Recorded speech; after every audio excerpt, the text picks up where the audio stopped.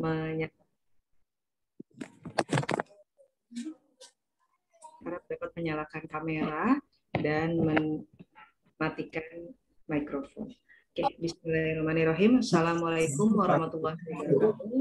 Waalaikumsalam warahmatullahi wabarakatuh. Terima kasih Bapak Ibu yang sudah hadir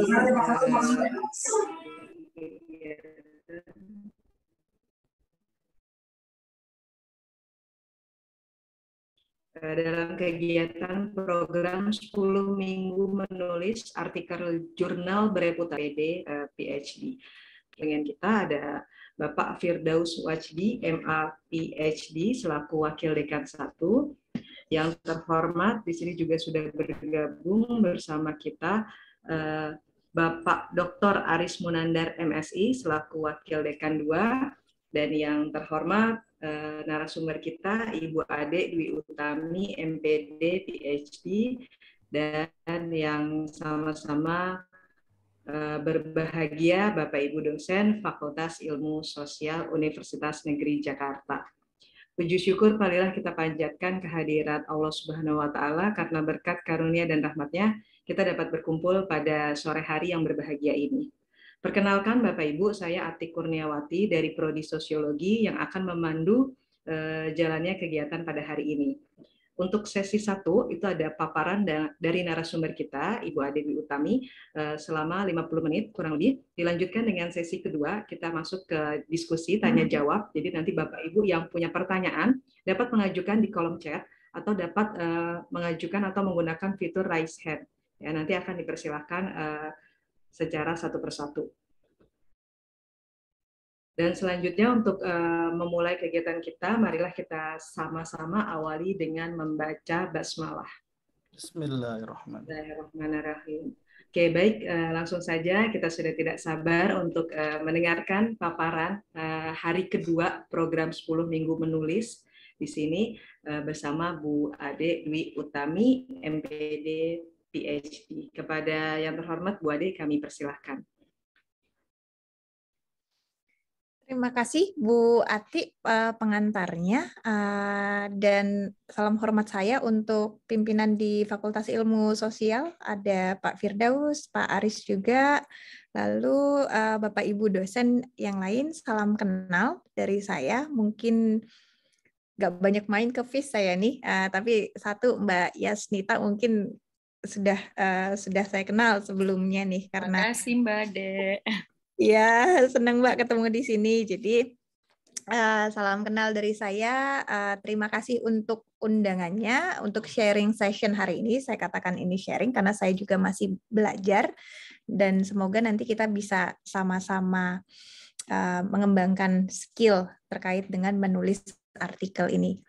Ini programnya bagus sekali, saya apresiasi luar biasa. Saya juga, harusnya semua fakultas mungkin punya pola ini yang harus dalam 2 minggu, berarti nantinya sudah muncul artikel-artikel dari para dosen. Baik, Bapak dan Ibu, hari ini saya berdasarkan surat undangan, ada 3 poin utama yang akan difokuskan hari ini. Yang pertama itu terkait dengan introduction, lalu yang kedua research question, dan membangun argumentasi. Secara keseluruhan, bisa dikatakan itu merupakan academic writing skill, yang sebenarnya kalau dikatakan writing di situ bukan juga hanya terkait dengan menulis saja, karena pada dasarnya academic writing itu melibatkan banyak sekali komponen. Misalnya bagaimana kita mencari artikel, akses artikel jurnal, lalu bagaimana kita bisa reading dan scanning artikel, melakukan pencatatan atau annotated bibliografi, citation dan juga referencing, paraphrasing, lalu ada avoiding plagiarism, mencari state of the art, lalu bagaimana pengembangan abstract and title, pengembangan research question dan objektif, lalu ada bahasa literatur review dan theoretical framework. Ini serupa tapi tak sama gitu. Lalu ada metodologi, proposal, language proofread, dan juga presentation. Jadi keseluruhan ini mungkin dikatakan bagian dari academic writing. Dan tidak bisa kita pisahkan, walaupun komponen hari ini akan fokus di 3 komponen yang saya sebutkan tadi, tapi paling tidak pasti akan menyinggung poin-poin yang ada di keterampilan-keterampilan yang lain juga. Nah, kita langsung nih, mungkin nanti juga saya merencanakan ada sedikit sharing, tidak hanya di akhir karena ada part dari menemukan gap bagian dari introduction dan juga nanti outlining yang sangat akan lebih jelas ketika nanti kita sharing dari berdasarkan penelitian masing-masing yang mungkin saya sampaikan di awal. Konteks saya secara general di pendidikan mungkin akan sedikit berbeda dengan Bapak dan Ibu yang ada di Fakultas Ilmu Sosial, tapi pada dasarnya pattern melakukan atau mengembangkan introduction, research question, dan argumentation pada dasarnya sama.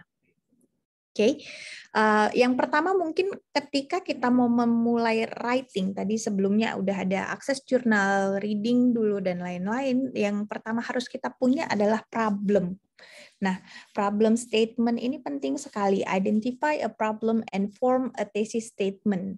Sebenarnya problem ini sebelum kita menulis biasanya sudah mulai ada.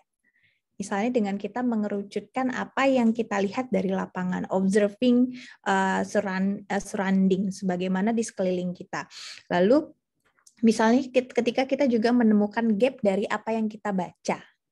Nah, ini problem yang akan menjadi cikal bakal dari problem ini, atau biasanya kita masih menyebutnya mungkin dengan mengkerucutkan dengan menggunakan topik ya, bisa jadi juga kita sudah bisa melakukan focus reading. Focus reading itu kita tidak mencari-cari topik-topik yang lain, tapi sudah membaca pada artikel-artikel atau tulisan yang hanya terkait dengan problemnya kita atau topik yang kita pilih. Jadi review literatur related to your topic. Kemudian kita bisa membangun hipotesis, come up with an educated thought based on the research. Jadi so what dari reading kita, mungkin itu apa ya, bahasa gamblang dari hipotesis ini. Lalu membangun argumen, read resource to support your hypothesis. Ini penting sekali bagaimana argumen itu dihasilkan secara spesifik. Nanti kita akan punya sectionnya yang akan menjadi fokus hari ini. Apakah dengan menampilkan referensi itu sudah disebutkan kita berargumentasi atau seperti apa polanya? Nanti akan kita bahas lebih jauh. Dan yang terakhir itu ada bahasa-bahasa conclusion. Interpret the findings and write your conclusion. Conclusion ini nggak hanya berada di ending penelitian kita, tapi sebenarnya di tiap tulisan, baik itu misalnya di introduction, literatur review, kita punya satu paragraf ending yang disebutkan di situ final conclusion dari masing-masing section yang kita tulis. Nah, what matters most? Yang pertama konten. Jadi konten sangat menentukan dalam kita menulis artikel. Kenapa? Kadang-kadang misalnya kalau saya boleh review ketulisan saya punya konten yang berbeda-beda. Artikel yang pertama saya melihat bagaimana teaching practices di anak usia dini. Artikel kedua saya memiliki konten gender. Saya juga punya book chapter tentang doctoral well-being. Lalu yang lainnya tentang bagaimana doctoral student addressing feedback atau managing feedback dari supervisor. Nah, konten-konten yang disebutkan di atas berpengaruh terhadap reader kita. Contoh, kalau ditanya top 2-nya dari tulisan saya, yang pertama adalah di tulisan gender saya, lalu yang kedua ada di tulisan doctoral well-being saya. Jadi kita bisa melihat konten itu akan menentukan bagaimana ketertarikan reader kita. Jadi berpikir kalau misalnya di konteks sosial, di ilmu sosial, konten-konten apa yang namanya catchy, atau bahasa mungkin di konteks ilmu sosial seksi untuk dibahas gitu. Supaya apa? Kita kan bertujuan ketika kita menulis, tulisan kita akan dibaca gitu. Jadi bukan hanya melengkapi, kita submit dan kita publish. Jadi konten itu menentukan. Lalu kemudian argument justified with evidence or support. Nanti bagaimana kita mengolah data atau referensi yang kita punya, kita balut dengan apa yang mau kita sampaikan ke pembaca kita. Jadi akan berbeda dengan hanya kita menyampaikan menurut A begini atau menurut B begini. Harus memasukkan author's voice di dalam tulisan kita. Yang kemudian a good academic writing skill. Nanti di sini akan sedikit juga mengkaji bahwa style penulisan juga berbeda-beda. Ada yang sifatnya deskriptif, analytical, persuasif. Tujuannya kita mau apa dalam tulisan kita itu. Dan terakhir ada a clearly and logically structured writing. Jadi struktur itu juga berperan penting sekali. Saya tipikal yang ketika menulis, saya tidak bisa langsung menulis. Jadi step pertama itu adalah outlining. Outlining dari poin di masing-masing section, baik itu introduction, literature review, ataupun metodologi, dan kemudian di breakdown lagi dari poin-poin yang kita punya di masing-masing section tersebut. Tapi lagi-lagi masing-masing penulis akan punya cara yang berbeda terkait dengan bagaimana mengembangkan sebuah tulisan. Nah, ada satu kunci Bapak dan Ibu, selalu saya tekankan, kita tidak akan bisa menulis kalau kita tidak membaca. Nah, ini step pertama. It is impossible to write.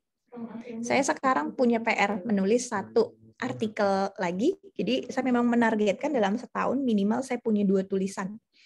Dulu kalau misalnya masih sekolah, saya rasa Pak Firdaus juga merasakan ada pressure yang mungkin bisa 3-4, tapi saya target 2 aja cukup gitu, dan 1 sudah submit, tinggal nih 1 lagi.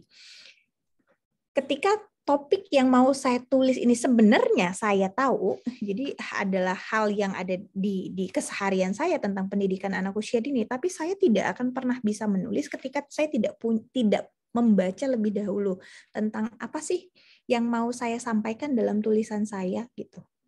Nah, jadi reading itu penting sekali, step awal dalam kita mau mengembangkan sebuah tulisan. Dan bukan berarti readingnya ini adalah random reading, saya menyebutnya random reading.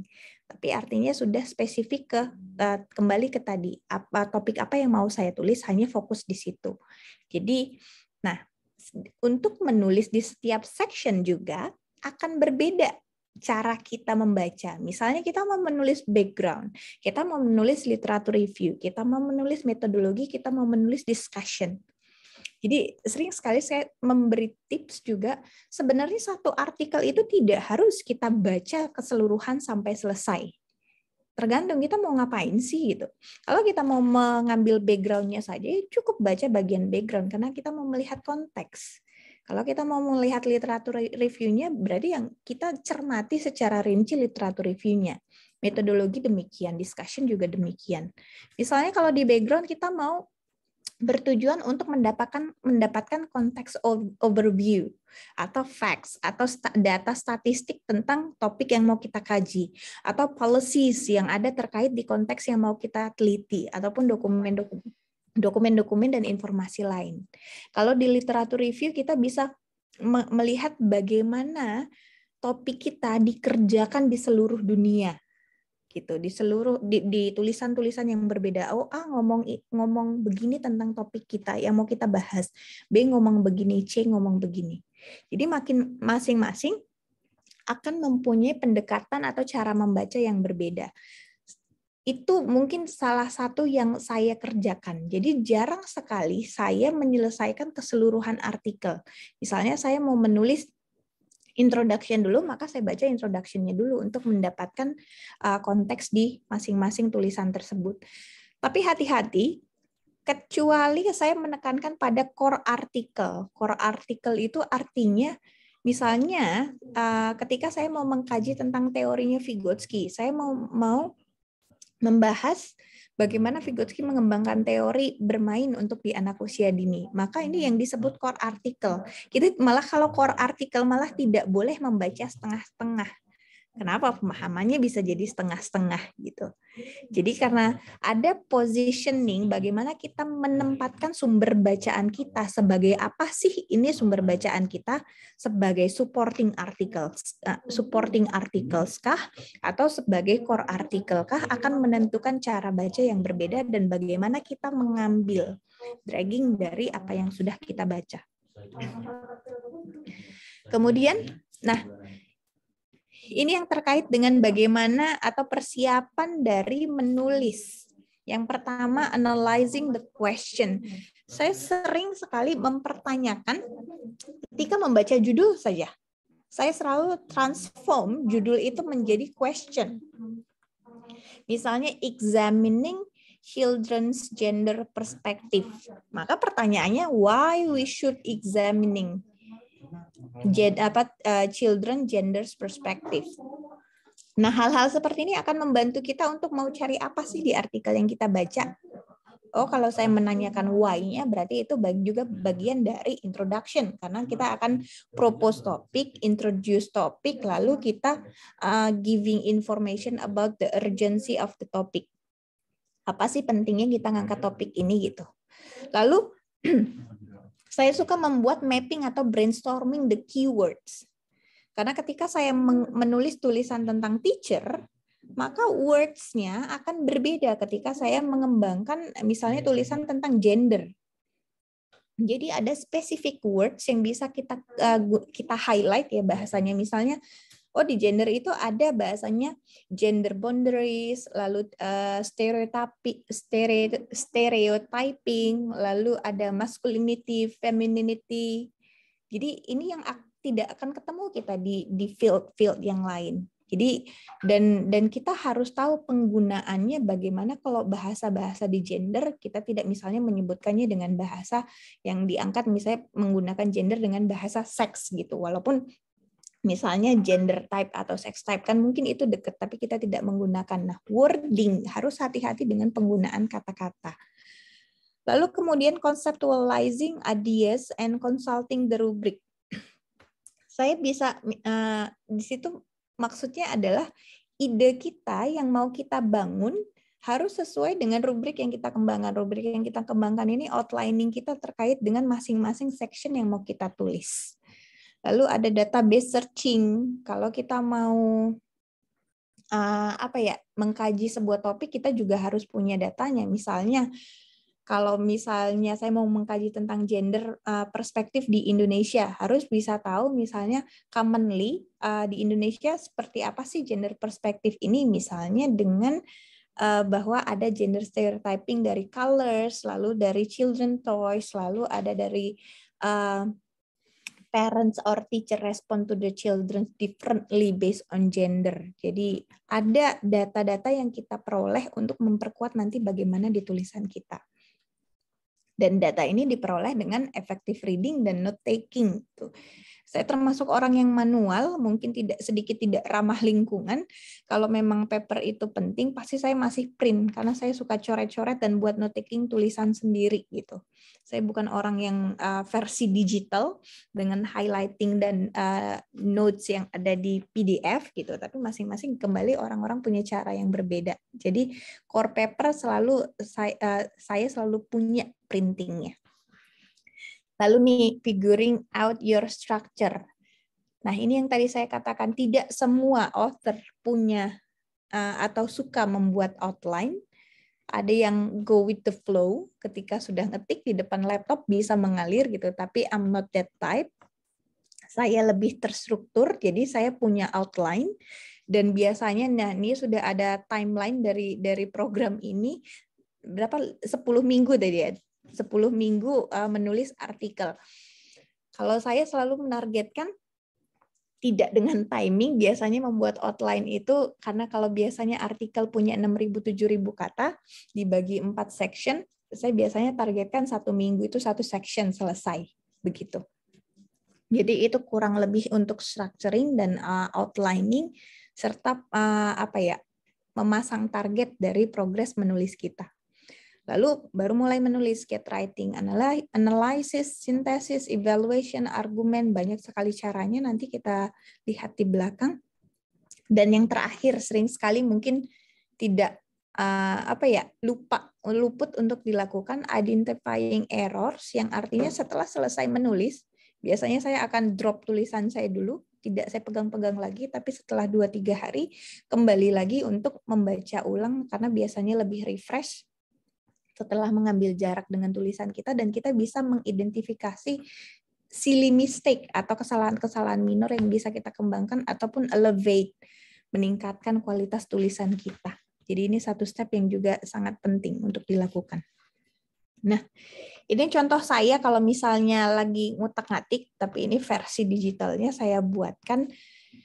Misalnya early childhood education, ini fokus utamanya saya. Nah, saya di situ kerucutkan topik dan isu apa sih yang menarik, kembali tadi ke konten. Jadi saya buat highlight-nya di situ. Apa sih yang menarik? Oh, educational practices dari teacher itu menarik, parents role menarik, kurikulum menarik, media menarik. Nah, ini yang akan menjadikan cikal bakal bagaimana nanti mau dikembangkan di tulisan gitu. Jadi kita bisa menganalisis konten-konten atau topik atau isu yang menarik. Lalu kemudian kita describe, pilih satu lalu describe. Ketika describe berarti menjawab what is the issue, when it is happen, lalu di mana, apakah seluruh konteks Indonesia atau spesifik konteks, atau who, siapa yang terlibat di dalam topik-topik yang mau kita kaji tersebut. Analyze, kita buatkan what if, apa yang terjadi jika misalnya ada komponen A ditambahkan, komponen B dihilangkan, seperti itu. Lalu why we menggali topik ini, atau kenapa kita mengekspor topik ini. Lalu how, bagaimana kita melakukannya, dan what's the point, apa sih argumentasinya dari apa yang mau kita kembangkan ini. Kemudian evaluate, bisa ke implikasinya apa, so what setelah itu, what next, lalu position with others. Apa yang membedakan research kita, tulisan kita dengan tulisan orang lain itu menjadi berbeda. Karena baiknya tulisan ataupun penelitian bentuknya tidak repetisi. Nah, ini bagian dari structuring. Commonly menulis itu angkanya ada di 4.000 sampai 6.000 kata. Saya pernah tricky karena sekarang udah mulai males. Kalau dulu saya sering sekali dengan overload words. Jadi saya punya naskah 10.000 kata. Wah, itu harus cutting 4.000, bahkan bisa di-split menjadi 2 manuskrip gitu. Itu PR saya dulu, selalu kebanyakan kata-kata. Nah, sekarang saya kebalikannya. Miskin kata-kata, ya mungkin karena waktu dan lain-lain ya. Jadi saya selalu mengambil limit 4.000-an aja deh, karena biasanya range-nya 4.000 sampai 6.000. Tapi unik sekali, saya sedang menunggu, ada 3 manuskrip saya yang menunggu final decision, tapi saya ingat di salah satu manuskrip itu, ketika kembali dari reviewer, hanya mendapat komen yang sedikit, tapi reviewernya tolong tambahkan kata-kata gitu. Kenapa? Saya hanya mempunyai 4.200 kata di manuskrip saya itu, sedangkan limit paling bawah adalah 4.000. Jadi saya mengambil kesimpulan bahwa ternyata reviewer ini juga ataupun publisher tidak terlalu suka dengan konteks tulisan yang minim kata-kata. Jadi ini juga jadi satu catatan saya. Next-nya mungkin kalau ada 4.000, 5.000, saya mainnya berarti harus di 4.000 ke 6.000, berarti harus main di 4.500 atau 4.000 atau di 5.000, tidak mendekati angka 4.000 tersebut. Dan kalau mau kita bagi ke dalam 3 konten utama, introduction, body paragraph, conclusion, maka presentasenya sebenarnya sedikit sekali. Kalau mau menulis introduction itu cuma butuh 600 kata sudah gitu. 2 kali abstrak kan biasanya 250 atau 300. Nah, ini 2 kali panjangnya. Jadi kalau saya boleh katakan biasanya introduction itu hanya 3-4 paragraf, nggak akan panjang-panjang. Makanya kalau outlining introduction, kita sebenarnya bisa membreakdown paragraf 1 akan bicara apa, paragraf 2 akan bicara apa, paragraf 3 bicara apa, paragraf 4 apa. Itu sederhananya, tapi saya tahu menulis tidak akan sesederhana itu. Lalu body paragraf 80% yang kalau diangkakan sekitar 4.800 kata-kata, dan kemudian isinya kita building argument, kasih evidence dari berbagai macam sumber, lalu juga mengcompare perbedaan pandangan terkait dengan topik yang kita mau gali. Jadi bagiannya itu masuk di literatur review, di metodologi, di theoretical framework, sampai dengan discussion. PR-nya di situ paling banyak. Kemudian conclusion yang juga 10%, kurang lebih 600 kata juga, yang berisi summary of the information presented in your in your assignment or writing, possibly discuss future direction. Jadi seperti apa dampak impact langkah selanjutnya dari tulisan kita. Nah, saya juga punya rumusan menulis. Rumusan menulis ini ada banyak sekali. Jadi saya selalu mencoba membuat pattern. Karena saya orangnya ya mungkin pattern banget ya, abstrak. Saya punya pattern. Lalu tadi untuk introduction 4 paragraf itu saya punya pattern. Misalnya saya akan paragraf 1 itu akan membahas global konteks, lalu turun Indonesian konteks. Indonesian konteks nanti saya ambil debate dari policy sama practices atau dari theoretical perspective dengan practices. Lalu yang kemudian baru saya focusing di pembahasan problemnya yang ada di tulisan saya dan kemudian introducing untuk what next dari stepping tulisan ini. Misalnya akan membahas literatur review menggunakan spesifik teori atau bagaimana. Nah, jadi udah punya gambaran struktur-struktur saya kalau menulis, termasuk di paragraf. Jadi nomor 1 topik sentence. Introduce the main idea of the whole paragraph. Namanya topik sentence, mau ngomong tentang gender ya berarti harus mengantarkan yang pertama gender. Jadi biasanya saya menggunakan punching line saya misalnya gender is a problematic issue, is a controversial issue gitu, atau gender play important role in shaping educational practices gitu. Gender perspective is very important in what gitu. Jadi biasanya akan ada sedikit pancing dari sisi adjektif, penggunaan adjektif untuk menunjukkan ini penting gitu. Ini what happening around us terkait dengan topik kita tersebut. Nah, dari topik sentence yang begitu, ini akan catching reader kita untuk oh iya gitu, oh benar nih, misalnya isu gender ini penting atau menjadi perdebatan di seluruh dunia dan lain-lain. Kemudian dari topik sentence yang seperti itu kita harus bangun penjelasan, explanation, clarifies your thought for the readers and provide additional information. Kalau kita katakan ini penting, kita harus bisa menjawab dengan evidence kenapa ini dikatakan penting. Kalau kita sebutkan kontroversial, apa datanya itu menjadi kontroversial? Kalau itu kita sampaikan debatable, apakah sudah terjadi perdebatan sebelumnya seperti apa? Nah, ini yang harus kita jelaskan kembali di kalimat kita selanjutnya. Lalu giving evidence. Contohnya di negara A, bagaimana? Di negara B, bagaimana? Jadi kita bisa buatkan evidence dengan menunjukkan berbagai macam konteks, atau kita bisa membuat example. Misalnya stereotyping gender dari color, yang anak perempuan pasti dikasih warna pink, anak laki-laki dihindari warna pink, anak perempuan dikasih boneka, anak laki-laki dihindari boneka. Jadi itu kita giving examples. Lalu linking sentence yang terakhir. Jadi kita mensamrikan. Jadi dengan kondisi yang tadi terlihat dari tulisan kita, kita antarkan ke paragraf selanjutnya. Nah ini TEEL formulanya yang bukan saya yang membangun, tapi dari hasil bacaan saya, ini ada satu tokoh yang membangun pola ini. Sangat memudahkan ketika menulis nantinya. Apakah I-nya semuanya harus ada? Tidak, gitu. Saya rasa itu opsi, karena saya berpikiran bahwa sebenarnya dalam paragraf itu 3 kalimat juga bisa berdiri menjadi paragraf. Jadi T-nya harus ada, I-nya salah satu boleh gitu, lalu tapi harus ada linking sentence-nya. Nah, ini yang tadi saya katakan, ketika kita menulis pun stylenya akan berbeda-beda karena tergantung jenis paragraf yang mau kita kembangkan. Yang pertama deskriptif. Saya bisa katakan semenjak kepulangan saya, sekarang sudah hampir 1 tahun, atau ketika saya mereview jurnal-jurnal yang ada di Indonesia, pada umumnya stylenya adalah deskriptif. Banyak sekali membuat definisi,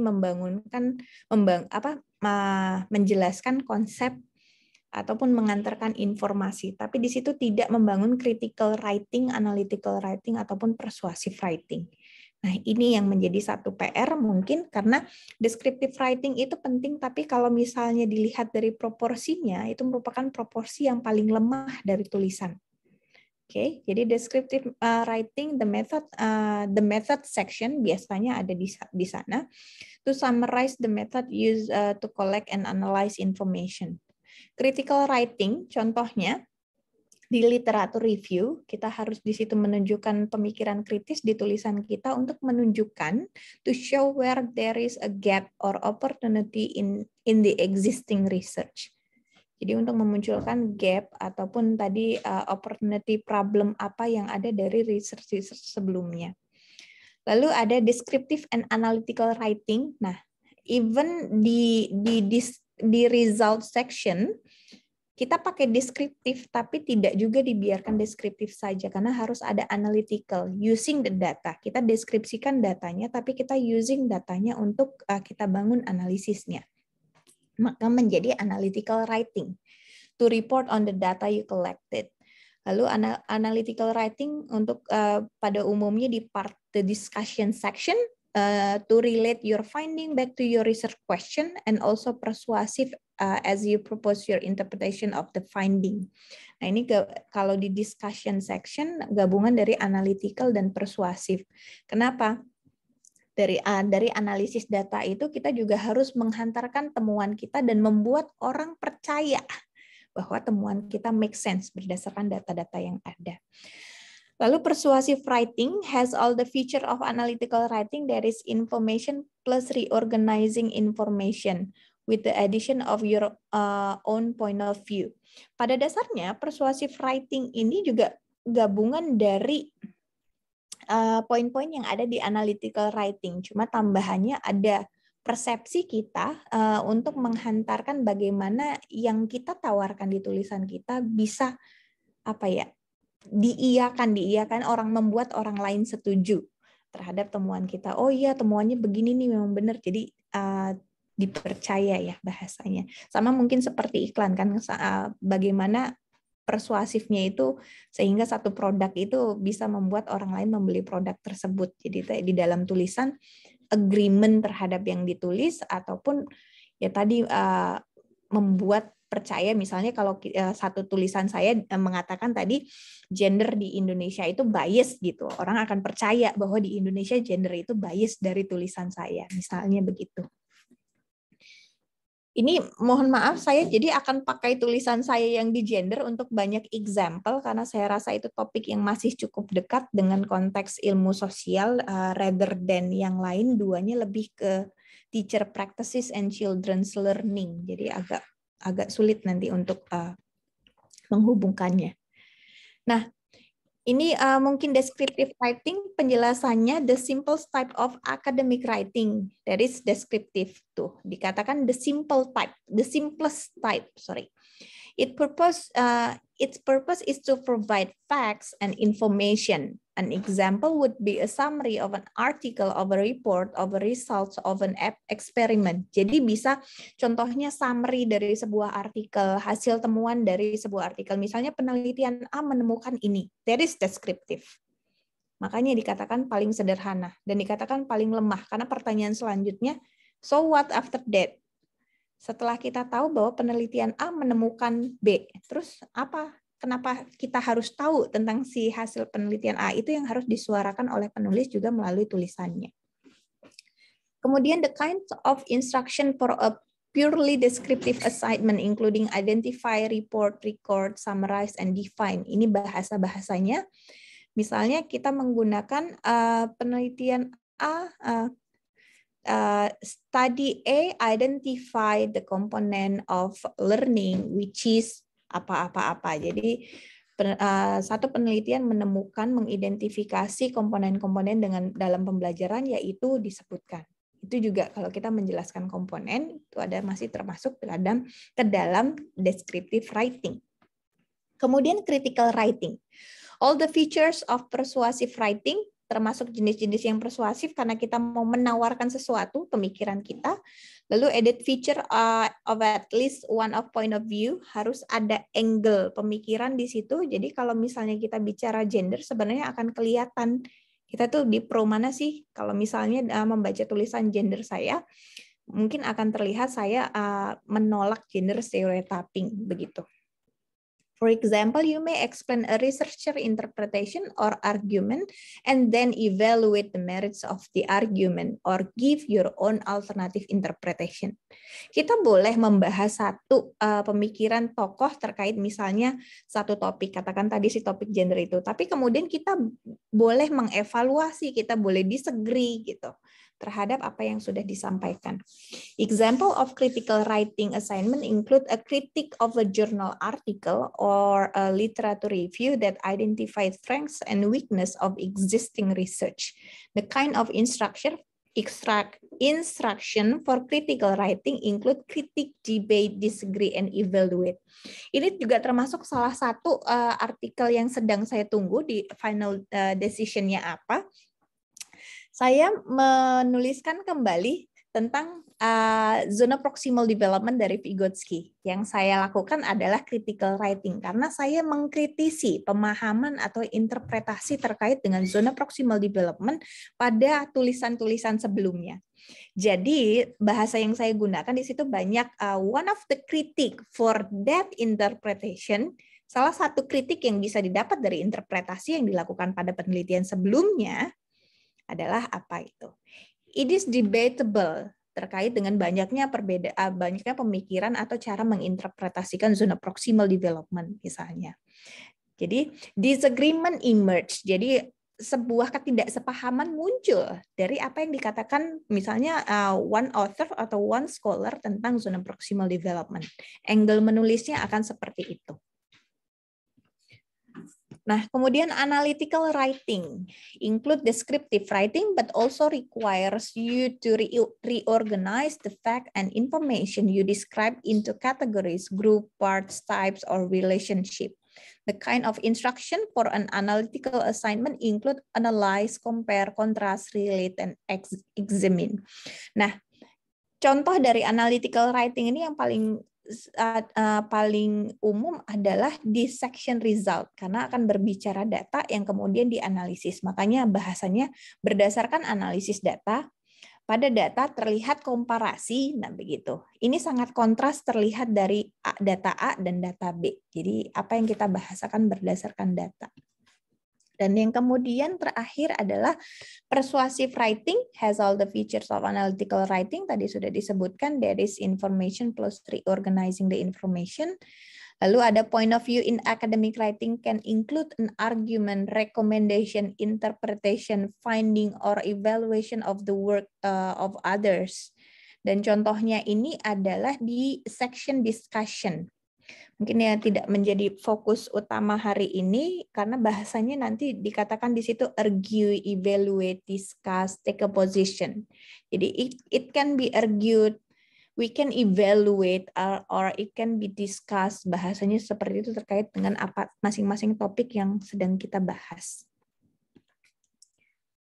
Nah, di sini ada juga mungkin sharing tips untuk bagaimana tadi membuat quality topic sentence yang supaya pancing, menarik minat baca ataupun membuat biasanya tujuannya sebenarnya kalau ditanyakan orang yang akan membaca tulisan kita pertama kali kan adalah reviewer. Jadi paling tidak membuat reviewer ini ngeh gitu dengan apa yang kita tulis gitu. Jadi describe the content of the paragraph, highlight the author's main argument, sentence should have only one main idea, sentence should be less than 25 words. Nah, ini beberapa tips juga bahwa jangan nulis panjang-panjang, jangan lebih dari 25 kata, dan itu sangat sulit sekali.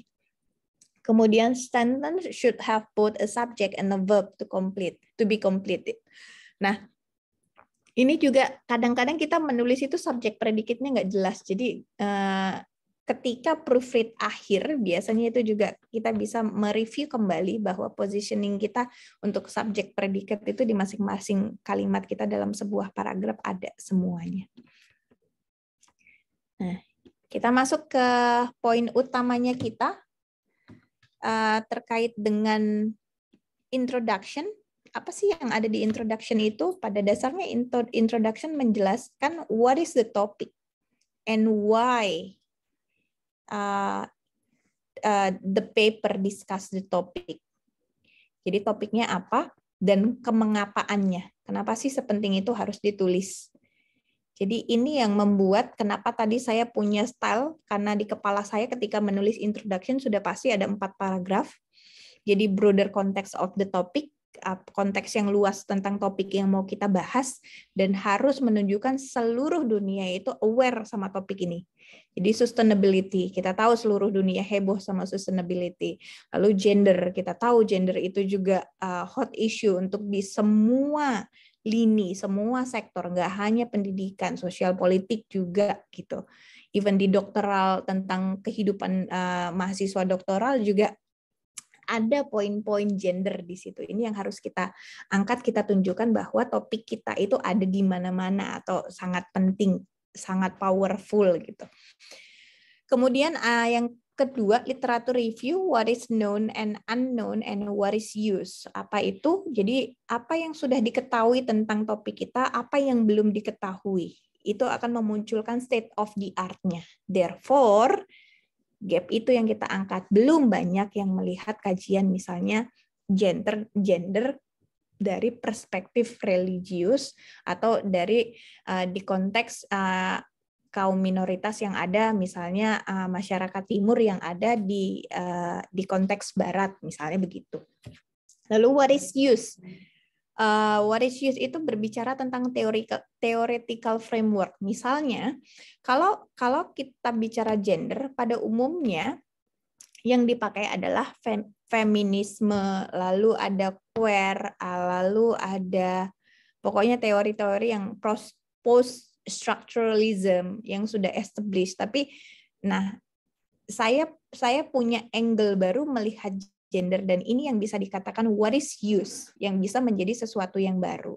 Misalnya saya tawarkan, tapi di tulisan saya melihat gender dari angle misalnya cultural historical perspective. Itu yang akan membedakan tulisan kita juga dengan tulisan yang lain.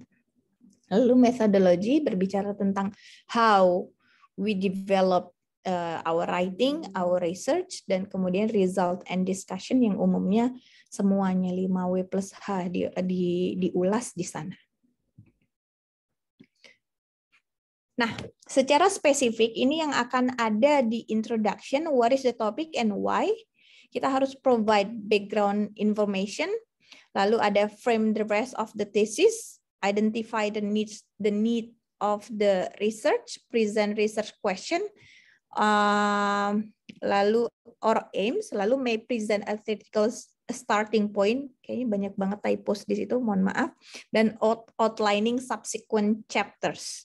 Di sini saya akan stop share sebentar. Saya mau langsung memperlihatkan di salah satu artikel saya. Upsi. Maaf.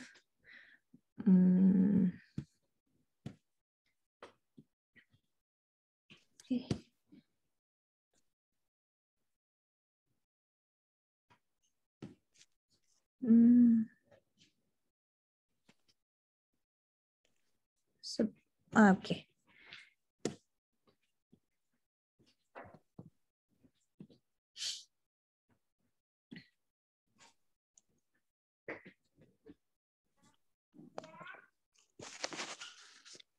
Sebentar ya Bapak Ibu, kok nggak ketemu ya?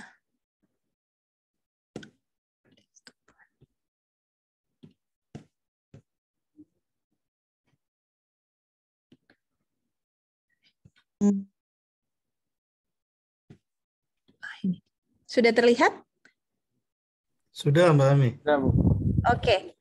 Nah, ini tadi yang saya katakan bahwa di introduction, nanti kita agak sedikit bolak-balik.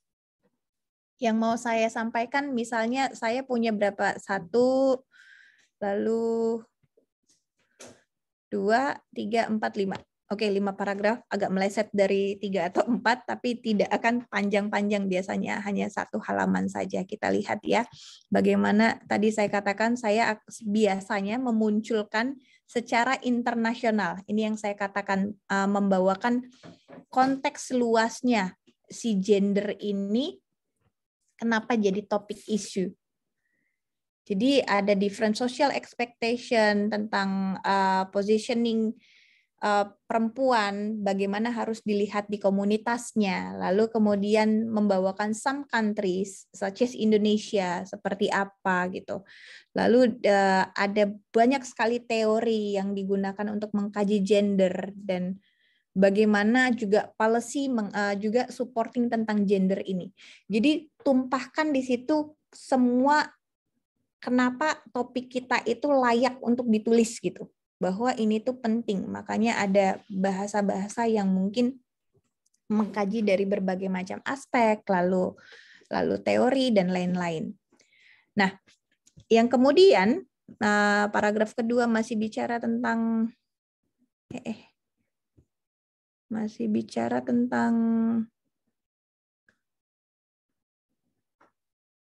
tentang policy di sini. Baru memunculkan isu gendernya. Jadi kalau yang saya di sini yang mau saya sampaikan, semua policy berbicara tentang pengaruh utamaan gender equity dan lain-lain. Tapi saya tidak melihat itu. I'm questioning. However, di situ I'm questioning. However, the effectiveness of the implementation of this policy is in question. Dipertanyakan. Saya pertanyakan. Why?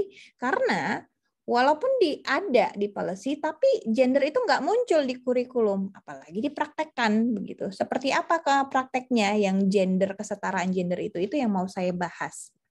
Baru tadi setelah broader konteks memunculkan masalah, apa sih yang mau kita kritisi, mau kita pertanyakan yang menjadi problem buat kita. Nah, di Indonesia seperti ini. Gender itu dipengaruhi banyak hal. Ini untuk kita mulai turun bahwa orang akan tahu, oh penelitian ini akan ada di Indonesia karena itu dia turun ke spesifik di Indonesia. Ada banyak faktornya, ada faktor political, religius, lalu ada kolonial juga sama untuk internasional atau global perspektif. Lalu kemudian spesifikan setelah turun ke Indonesia nggak akan mewakili bahwa saya akan melihat itu di pendidikan anak usia dini. Makanya turun lagi spesifik gender di praktek-praktek pendidikan, khususnya pendidikan anak usia dini. In Indonesia, as in many countries, teacher genders belief, jadi turun ke teacher, lalu apa? Fakta-faktanya, di sini saya banyak sekali, kalau bab 1 itu akan memunculkan fakta. Nanti ada contoh-contoh lain di belakang. Nah, baru yang terakhir, although studies show that gender stereotype exists and influence children's play, it is important for early childhood to understand. Nah, ini kita mulai kasih voice-nya kita, yang akan menunjukkan, oh penelitian ini berarti nanti mau raising gender understanding buat guru-guru PAUD, ke arahnya akan ke sana. Dan akan ditutup dengan outlining tadi untuk pengantar itu, this paper seek to identify if, saya kasih intervention permainan anak untuk melihat dampaknya ke gender understanding untuk di guru dan anak usia dini. The research question that is focus on gender asks, how does a playword approach? Nah, kita hadirkan research question. Kalau ditanyakan di mana letak research question dimunculkan di dalam paper, mungkin akan sedikit berbeda-beda, tapi pada umumnya menjadi bagian dari introduction, karena tidak berdiri sendiri dengan ada subtitle, misalnya research question, tidak seperti itu. Jadi tempatnya di sini. Mungkin itu tadi secara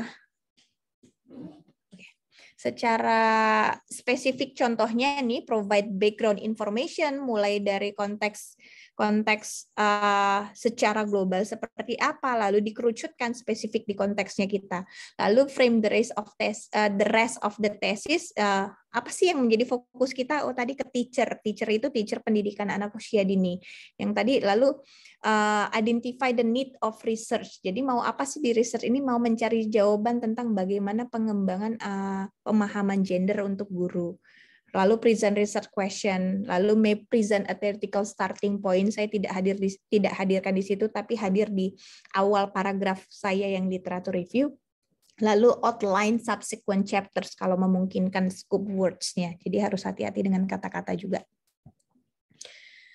Nah, jadi begini alurnya ketika menuliskan topik or isunya apa, lalu describe, analyze, synthesize, lalu evaluate. Do I agree, disagree? Tadi alur dari introduction-nya seperti itu kan. Kasih topik atau isunya apa.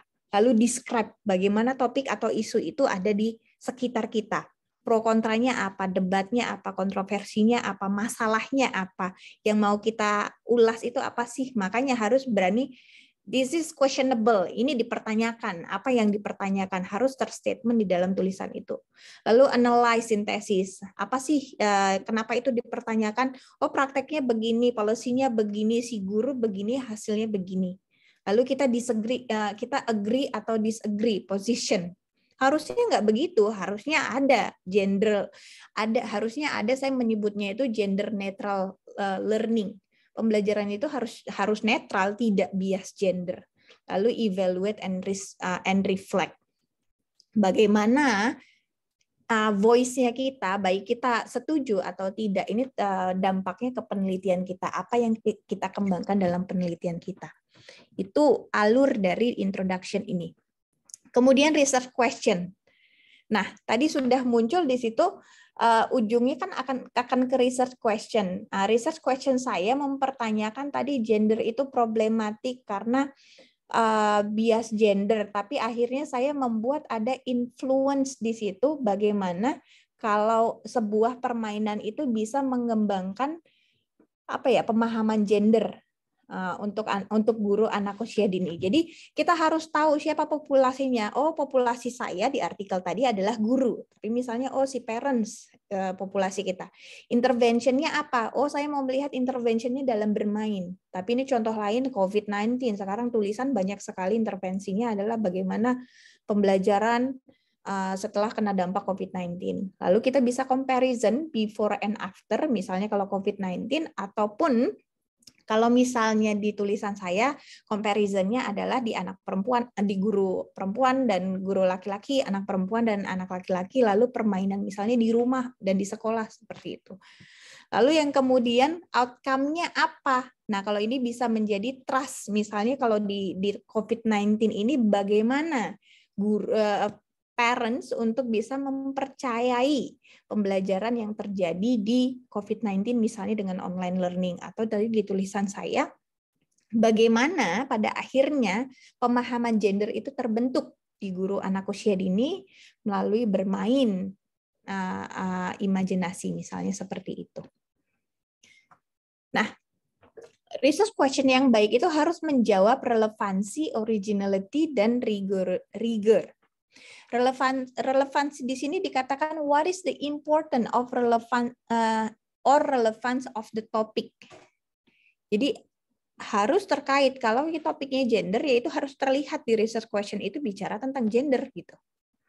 Lalu originality, what is already known about the topic, which debate does it add to. Jadi bisa jadi kita menghadirkan research question itu other studies examine this. However, this study explore apa.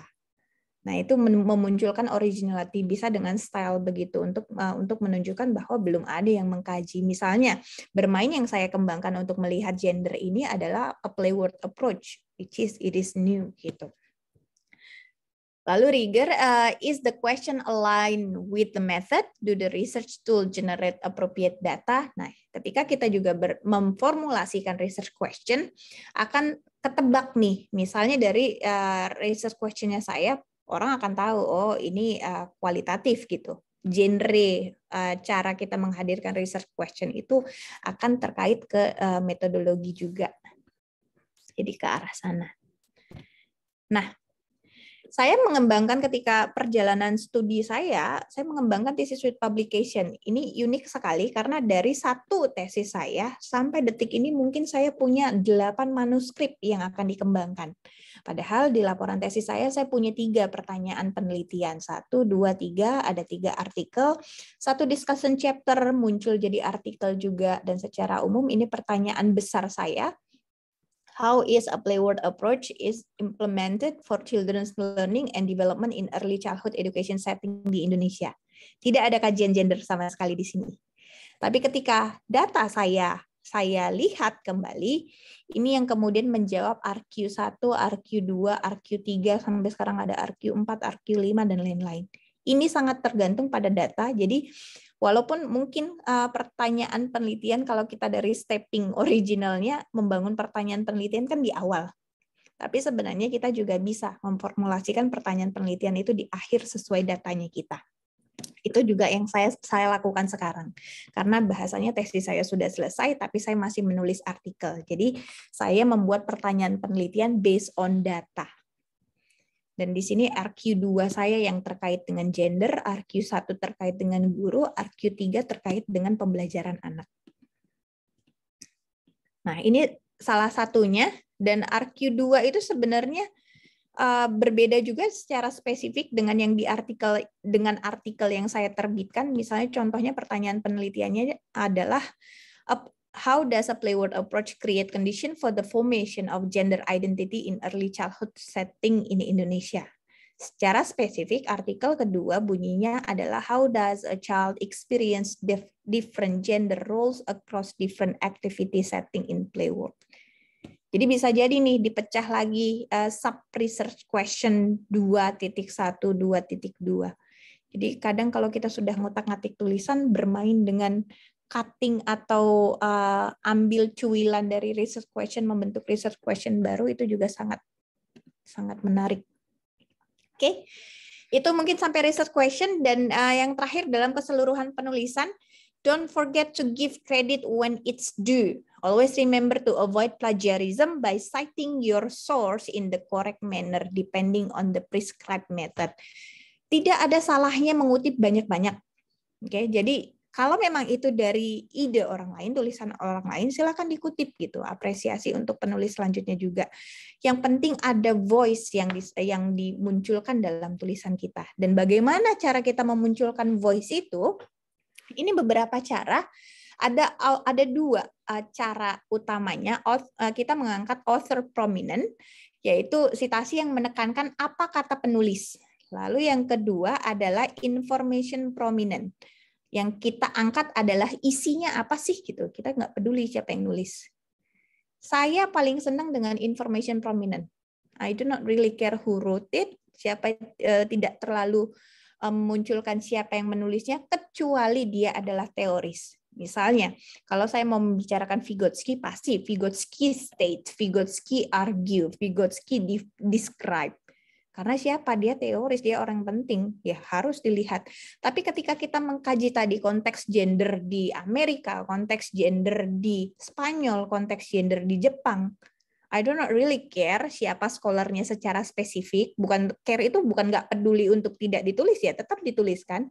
Tapi yang penting adalah poinnya, informasinya bahwa gender jadi masalah di Amerika, gender jadi masalah di Jepang, gender jadi masalah di semua negara. Dan kita tuliskan itu di citation-nya ada di belakang, menunjukkan bahwa ada banyak orang yang ngomongin si A, si B, si C, si D. Ini mungkin perbedaan secara umum tentang bagaimana mensitasi dengan dua versi ini. Lalu argumentation. Nah, ini bagaimana membangun argumentasi ini? Misalnya, kita munculkan di sini fact-nya. Kalau misalnya ini di poin pertama, kita berani mengatakan bahwa early childhood teachers, ini contoh, mohon maaf contohnya di early childhood teachers have limited knowledge of discipline. Jadi belum tentu kan studi-studi ini menggunakan kalimat ini, have limited knowledge, itu kan voice-nya kita. Guru-guru PAUD punya pengetahuan yang rendah terkait dengan konteks sains, konsep sains. Siapa yang bilang, oh ada seks, ada Tagawa, di matematik ada Opperman. Nah, statement, padahal mungkin masing-masing penulis ini menggunakan bahasa yang berbeda. Misalnya guru menghadapi masalah, guru mempunyai tantangan ketika mengajarkan konsep sains, matematika, mungkin bahasanya gitu. Tapi kita bisa men-sum up dengan mengatakan voice-nya, oh di seluruh dunia terjadi seperti ini, bahwa guru punya limited knowledge tadi. Nah, ini ada banyak kita kasih tahu penelitian A tentang ini, penelitian B tentang ini, penelitian C tentang ini. Nah, bagaimana kita menghadirkan voice-nya? What is missing from these studies, dari keseluruhan ini yang hilang adalah, nah itu baru muncul voice, is a broader contextual of understanding of the teaching model of science available to guide early childhood educators. Misalnya seperti itu. Lalu kemudian dilanjutkan lagi, elaborate lagi, model of early childhood science teaching appear to be built on research from school-based. Fakta lagi. Bahwa pembelajaran sains anak usia dini itu adopsi dari SD, dari kelas tinggi. Dia nggak appropriate untuk di anak usia dini. Gitu.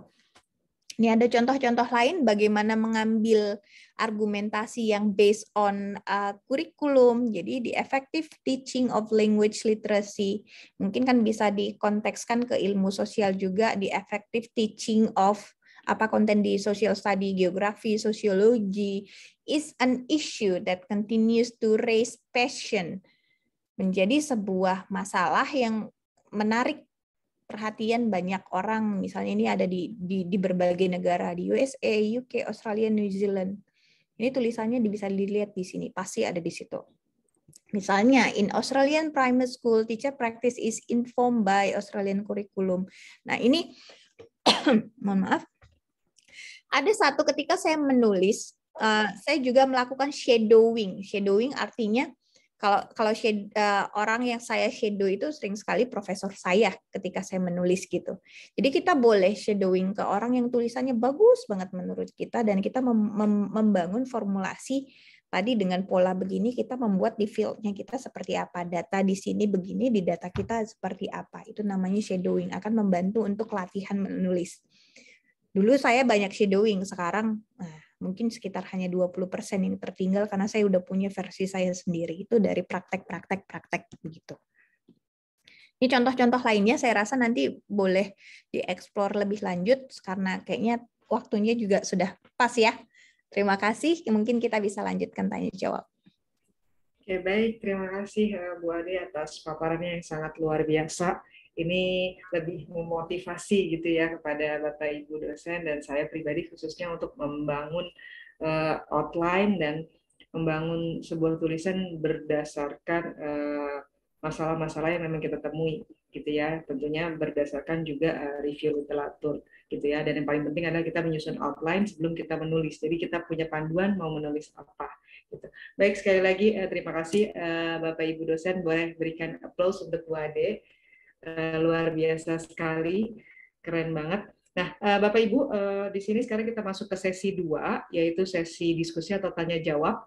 Bagi Bapak Ibu yang mau bertanya kepada Bu Ade atau mau sharing tentang penulisan artikel bereputasi, diperkenankan boleh menggunakan fitur raise hand. Ya. Silakan Bapak Ibu. Di sini sudah ada yang raise hand, yaitu Pak Firdaus. Bu Yasnita dulu kayaknya yang angkat tangan. Bu enggak, saya mah ngasih jempol buat Mbak Ade. Curang nih, padahal saya cuma ngikutin doang. Tapi dirimu salah pilih emoji tuh. Oh gitu ya. Oh iya, ya udah deh kalau gitu nanya aja lah sekalian. Oke, silakan Pak. Oke. Terima kasih Mbak Ami, paparannya luar biasa, keren banget. Saya yang paling seneng itu mungkin bagian ketika Bu Ami itu menjelaskan mungkin teori ya, tapi kemudian langsung disergap dengan pengalaman pribadi yang itu tuh kayak ekstrak pengalaman bertahun-tahun dibikin kayak terlihat sederhana, padahal ngerjainnya juga susah juga. Seperti tadi waktu ngejelasin tentang betapa kita banyak sekali memulai menulis itu kan dengan warna deskriptif ya, karena mungkin that's how we started kan gitu. Tapi kemudian kan kita supaya tulisan itu bisa lebih menarik di mata editor begitu kan, supaya kelasnya naik gitu. Kemudian kita diminta untuk mulai bergerak ke arah yang analytical atau yang critical atau yang persuasif dan seterusnya. Yang itu lebih mudah dihafal daripada dikerjain susah. Oke, pertanyaan saya adalah, boleh nggak dalam satu, saya misalnya section dalam artikel begitu ya, kita tetap punya artikel deskriptif karena ini ceritanya newbie nih gitu kan, yang nggak bisa langsung analytical. Kita tetap bisa mulai dengan deskriptif, mungkin sedikit gitu, tapi kemudian habis itu kita perbanyak deh sisi analyticalnya. Tapi nggak benar-benar di satu paragraf gitu, cuman ada di dalam satu section yang sama gitu. Saya membayangkan mungkin di literature review kali gitu ya. Seperti contoh yang tadi tuh, boleh nggak kayak gitu? Apakah itu juga masih bisa dianggap sebagai kind of analytical writing atau analytical writing wannabe? Makasih Mbak Ade, terima kasih. Ya, terima kasih Pak Firdaus. Bu Ade, mohon izin mau langsung dijawab atau dikumpul? Langsung dijawab ya Mbak ya. Saya menua ini. Baik. Takut lupa. Oke, pertanyaannya seru banget, Mas. Kalau itu zaman kuliah, aduh siap-siap aja ya diamuk profesor kalau tulisannya gitu. Apa nih? Jadi kita tuh punya terminologi shopping list. Shopping list. Semua orang tahu shopping list kan? Melis dah itu di literatur review. A bilang ini, B bilang ini, C bilang ini. Dengan demikian, no, yeah, that's still descriptive gitu. Tapi gimana sih kalau ditanyakan cara? Jadi kan kebetulan di sini ya kita juga dengan mahasiswa S1 aja penulisan ilmiah, kita kan ngajar ya pasti kadang mau ngasih contoh, jadi saya selalu mencari formulasi gampangnya apa ya, makanya saya tuh edik sama formulasi. Orang nanya gimana cara bikin abstrak nih, saya bikin formulasi. Kalimat pertama harus statement kan begini, jadi apapun kontennya hadirkan ini kalimat kedua begini, makanya template itu ada di kepala gitu. Jadi saya punya formulasi nih Mas, membalik deskriptif jadi analytical, biasanya mainkan kata sambung. Nah, ini agak susah karena saya bukannya sombong dengan bahasa Inggris, tapi pasti mungkin kalau yang sekolah di luar terbiasa agak kaku nanti di bahasa Indonesia. Jadi saya misalnya membahasa Indonesia kan formulasi paragraf saya akan susah di bahasa Indonesia, tapi saya kasih contoh ini ya. Misalnya although, ya kan, walaupun A mengatakan begini, tapi teori B mengatakan begitu. Udah, itu satu step kita mengubah dari deskriptif. A bilang begini, B bilang begitu. Ada angle yang beda kan? Jadi walaupun penelitian A menemukan ini dengan fokus begini, tapi penelitian B menemukan ini. Angle main kata-kata gitu. Satu contoh sederhana. Pasti nanti kan banyak kalau di literatur review kita mau komparasi, kita mau debate, tujuannya kan beda-beda. Jadi ada kata, apa sih namanya itu di bahasa Indonesia ya? Saya lupa. Ya, ada namanya itu. Kata apa sambung ya? Kata sambung bukan, Bu? Oh iya benar ya, kata sambung. Alhamdulillah masih ingat. Ini bahasa Indonesianya bagus tuh, Mbak. Iya, jadi pakai walaupun, dengan demikian, akan tetapi. Kan kalau kita however, nevertheless, moreover itu dimainkan. Jadi di antara, kalau kita tadi punya shopping listnya kita, boleh deh di list, tapi jangan itu yang turun di tulisan. Saya apes banget, abis deh kalau saya itu nggak selesai dibaca profesor saya. This is sloppy work, dikembaliin sudah gitu. Tapi abis itu saya lihat, oh stylenya begini, oh stylenya begini. Jadi dari shopping list saya bisa, oh 2 ini deket nih kontennya. Tapi ada perbedaannya. Jadi ambil walaupun A. Jadi kalau nanti udah hafal deh baca tulisan saya, nanti banyak main although, nevertheless, moreover, hence. Jadi kalau kita mau menguatkan, A menemukan begini, hence kan, malahan diperkuat dengan B mengatakan begini, kan itu sudah voice gitu. Jadi enggak A bilang ini, B bilang ini, C bilang ini, terus-terusan begitu aja. Jadi oh ini sepaham, oh ini grup yang gontok-gontokan, beda-beda. Nah ini kita perangkan dengan tadi walaupun tetapi, walaupun tetapi. Oh yang ini kuat-kuatan berarti pakai hence, malahan diperkuat oleh, ataupun moreover, lebih lanjut lagi, di temuan A menunjukkan begini gitu. Nah, kalau kita sependapat sama yang sana, therefore, oleh karena itu saya mau menemukan komponen yang lainnya lagi di grupnya A. Saya nggak sepaham sama yang ini begitu. Itu sih mainan. Boleh dicontohkan Bu Ade di tulisan Bu Ade misalnya. Waduh. Teknik tulis begitu. Waduh. Saya coba ya Pak. Barangkali. Coba saya bukakan tadi di artikel saya. Harusnya saya pakai itu banyak sih Pak. Harusnya. Nanti kita download dan kita bedah di kelas Madlit nih kayaknya artikelnya. Boleh. So dari awal memang nggak usah berpikir mau dev analitik. Kalau memang dari jadi harus dari awal kita tuh berpikirnya memang analytical gitu ya, supaya nggak terjebak pada deskriptif lagi gitu ya. Tampaknya begitu ya, Mbak Ami. Iya, karena ya itu tadi kan the simplest one, the lowest one gitu. Yep. Untuk tataran kita yang sudah bahasanya ya kita nggak S1 kan gitu. Kalau anak S1 kita masih maklum kan. Sering banget deskripsinya kan menurut A, menurut B, dan stylenya selalu author prominent gitu. Siapa sih yang ngomong gitu. Itu saya udah lihat kebaca gitu, tapi berbeda. Ini Pak, tadi mungkin contohnya yang saya mainkan Oldov tadi, Oldov numerous study has investigated gender play in early childhood setting. They have explored. Jadi walaupun udah banyak nih studinya, kita mau ngomongin gender udah banyak banget kan. Walaupun udah banyak studinya, pada umumnya melihat bisa diperbesar Bu. Mohon maaf Pak. Nah, terima kasih. Udah Pak? Ya, di situ dikatakan walaupun sudah banyak studi tentang gender, pada umumnya melihat gender dari sisi kepercayaan guru dan praktek bagaimana untuk melihat cerita anak dan mainan anak. Nih, maksud saya tentang gender tuh udah banyak, tapi yang dilihat itu mainan anak, warna, dan cerita tentang anak yang anak perempuan harus lemah lembut, anak laki-laki harus kuat. Hanya ke situ gitu loh. Nah, baru di situ turunnya yang tadi dikatakan analytical, kita mulai voice kita, masih sedikit yang melihat gender ini di Indonesia dalam konteks tersebut. Karena itu, this paper explore how to take up and experience different genders role. Di tulisan ini mau mengeksplor bagaimana anak-anak menghadapi dan memperoleh pengalaman terkait dengan role gender yang berbeda dalam kegiatan mainnya. Misalnya begitu, Pak. Jadi, kalau nanti dilihat lagi, nah, tadi kan Oldov kan? Nah, ini pakai when. When the government launch, walaupun kan ini kan bahasanya sama ya tendensinya. Sama, ya. Bertingkat gitu ya. Iya. Government udah punya law-nya gitu.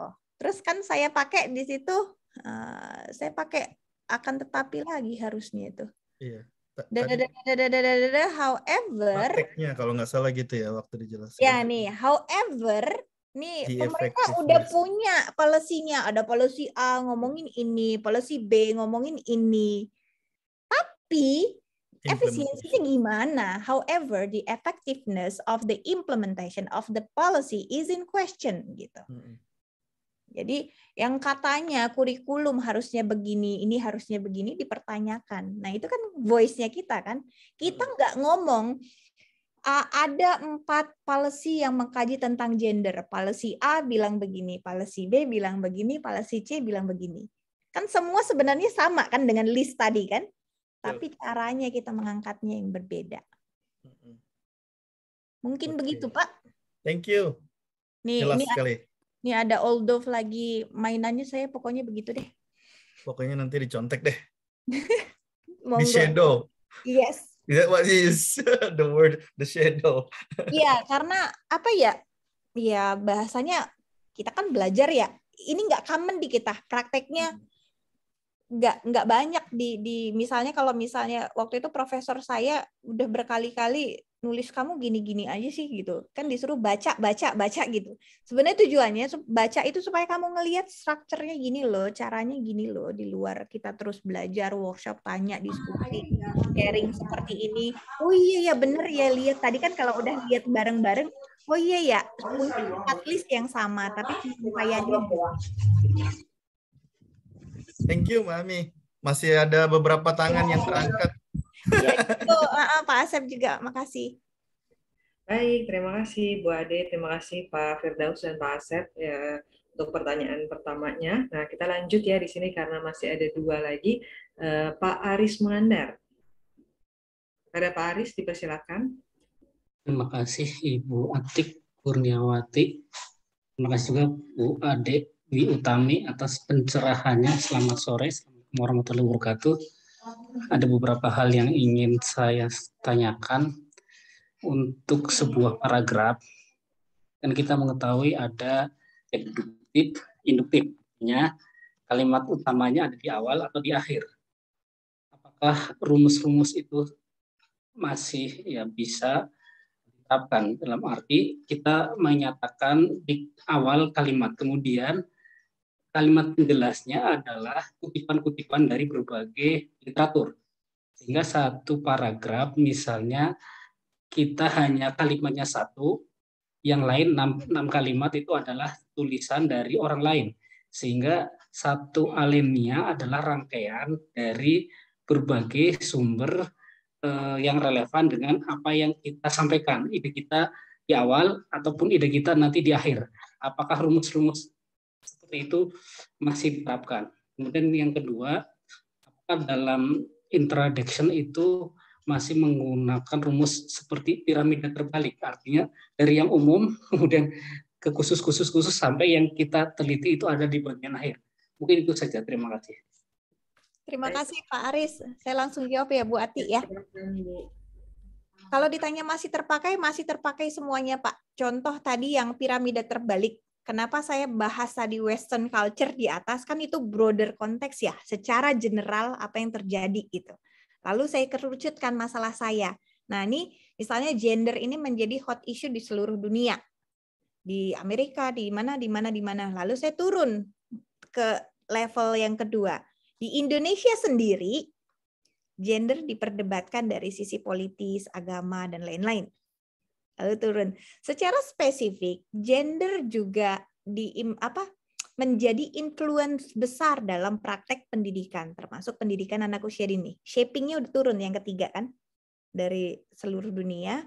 Indonesia sektornya banyak banget tadi, political, religious, fokus pendidikan, lalu fokus lagi ke guru.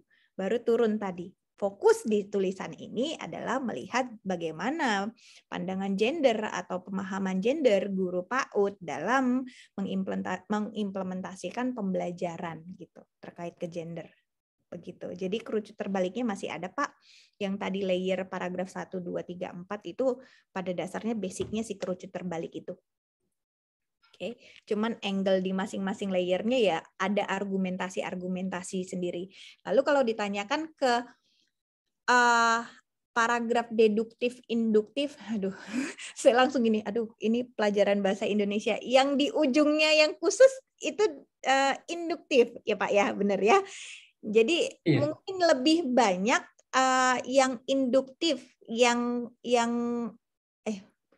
saya kan jadi salah Pak. Sebenarnya poin utamanya yang campuran yang mana ya Pak ya? Poin utamanya kan topik sentence itu tadi harus menghadirkan topik. Tapi dikerucutkan kembali problemnya itu dengan yang di kalimat akhir gitu. Gitu.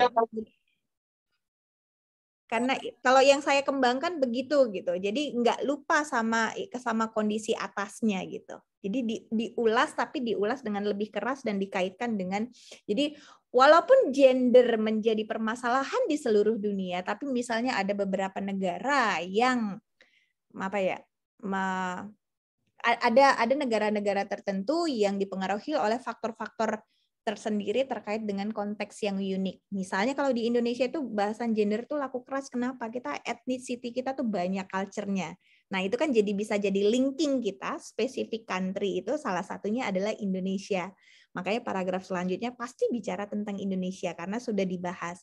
Tapi dibahasnya kan tadi walaupun di luar negeri banyak negara riwah dengan gender, sebenarnya ada negara-negara tertentu yang punya kekayaan gender, faktor-faktor yang kaya yang mempengaruhi praktek gendernya.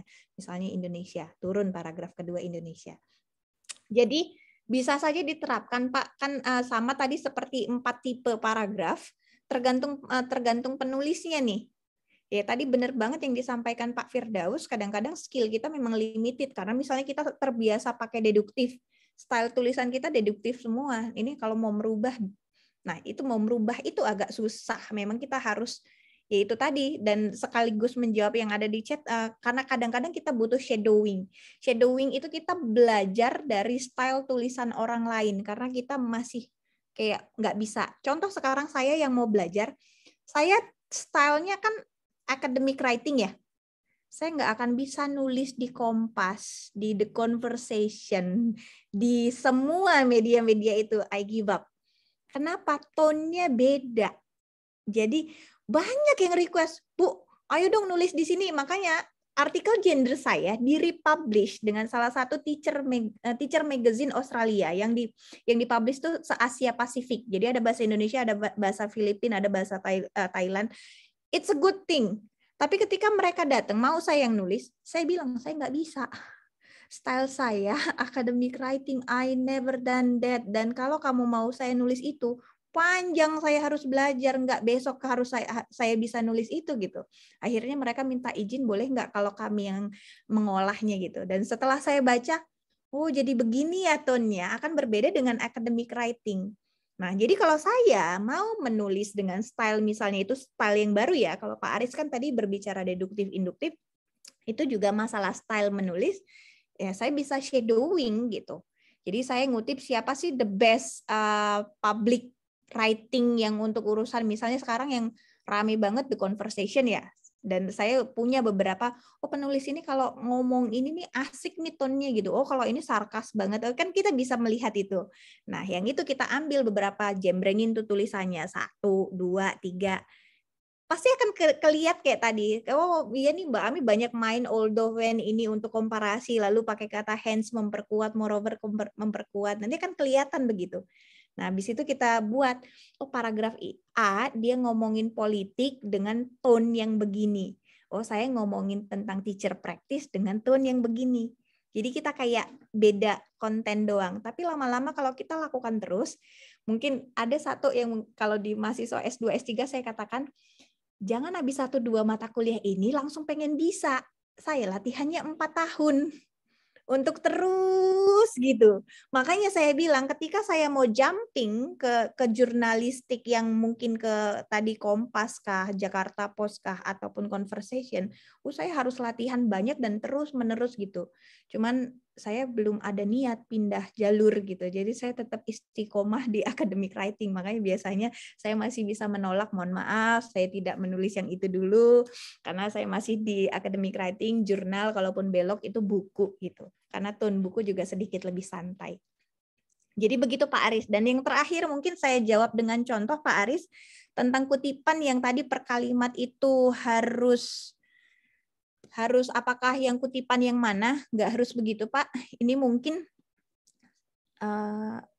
belum kelihatan ya? Belum lah. Belum di share screen. Oke, saya share screen. Nah ini tadi yang saya tunjukkan.